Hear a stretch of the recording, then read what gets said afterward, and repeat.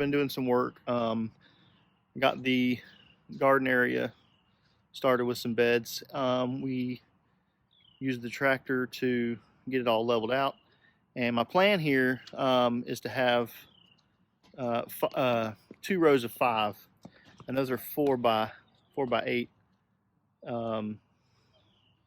beds made out of 2 by 6s. So pretty simple. I'm hoping to eventually kind of fill the area around the beds. Look at them dogs. Fill those beds around the beds with mulch to keep the mud away and everything, and kind of straighten it up and make it neat. But yeah, so we've got halfway done. We got 5 more, and I just wanted to show you how I do it. So come with me and I'll show you how I do one. I've already got everything cut, 8 foot and 4 foot